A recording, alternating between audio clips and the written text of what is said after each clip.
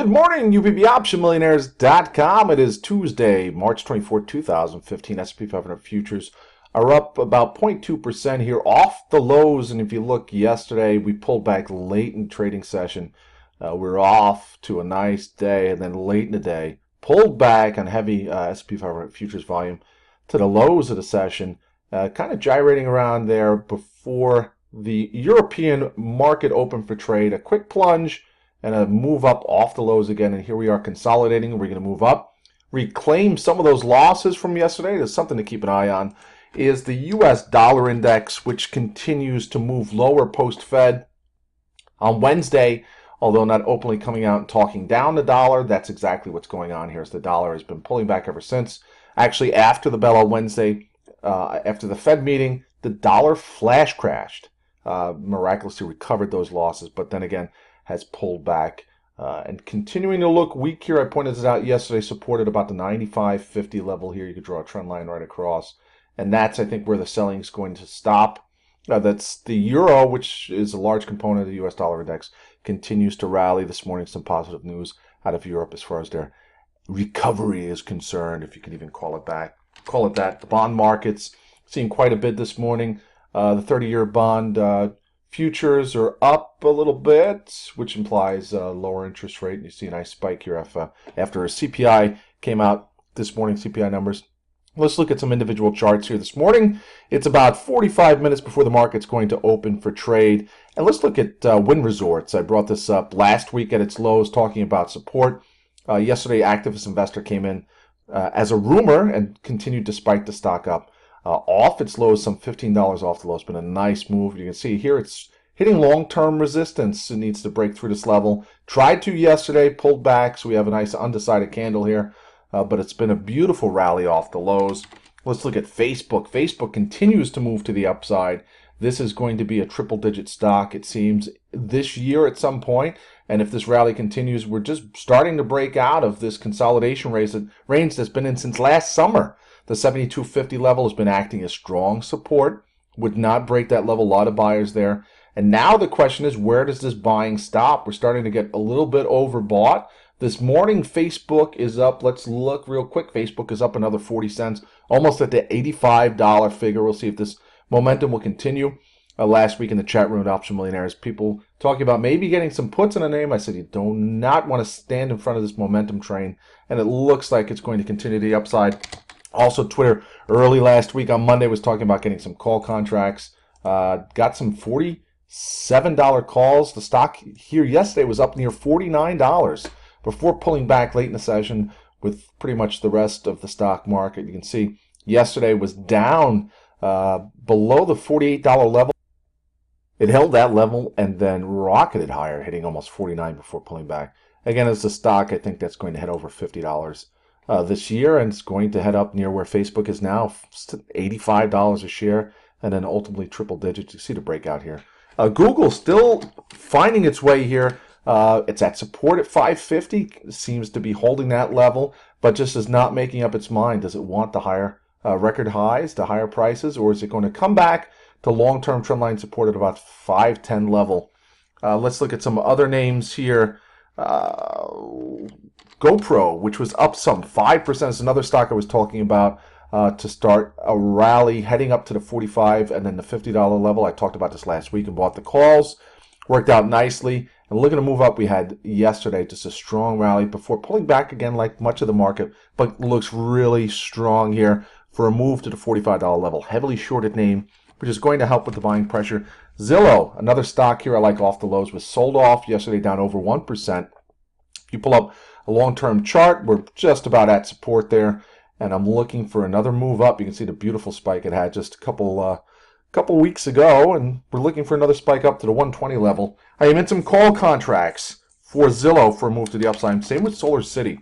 Solar City is at long-time support, has since bounced up off of it, and I'm looking for a move back up into the mid-50s and then up to $60. Also, I am in some calls for the 3D sector, DDD, not diners, drive-ins, and dives. I like to say that.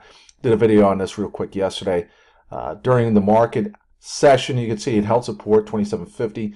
Even some bearish Barron's piece this weekend did not hold it back.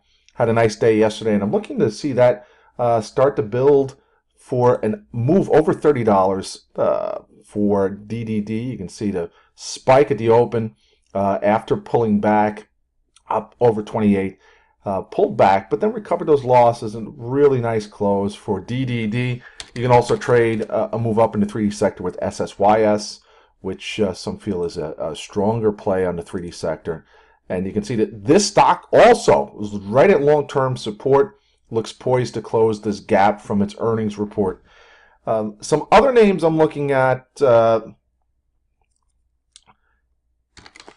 pull up the small cap index real quick, because I just wanted to bring this up as far as where it's headed. You can see support at the 120 level continues to hold. It was resistance in the past. It's tried a couple times, did not break through it, and I said once it held that level, we're going to see about 130 on this. So we got another $4 to go on IWM. Let's look at the NASDAQ, broadening descending wedge back last year. This was the tech wreck of 2014. Tech wreck, meaning everybody thought the tech sector was a bubble and that it was going to collapse again. Been seeing that a lot on Twitter. These promoted feeds hitting my Twitter feed about Dow 6000 and, oh, here's the market collapse. Prepare your fallout shelter. Same thing that we've been hearing since 2010, 11, 12, 13, and 14. And how's that worked out? I don't know. You tell me, what's this chart look like to you? A collapse? So anyway, we're breaking out here as well on the NASDAQ. Possible double top, or is this a cup and handle continuation pattern forming? S&P 500 again, same type of chart here moving up. Possible double top. Something to keep an eye on.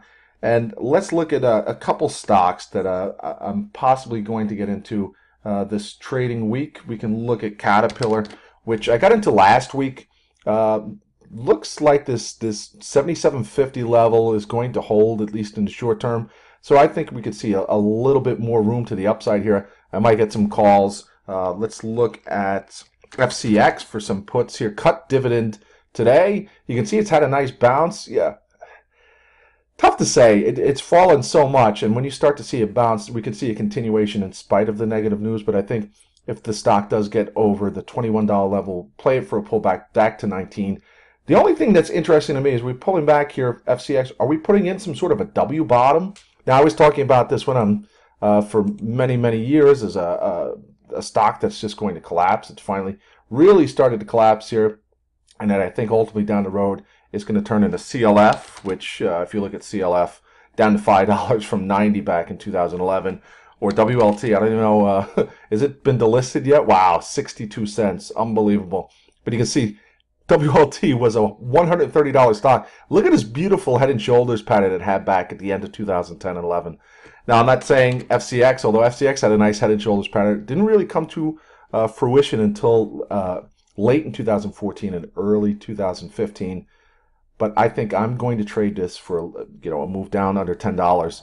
And the start, I don't know if you remember back in 2008 when it hit its lows, was cutting its dividend to nothing back then, and split adjusted was down to $7.50. So something to keep an eye on. We might get a bounce here or there for FCX. This is something I might get some $15 and $12.50 long-term puts on for a move to the downside.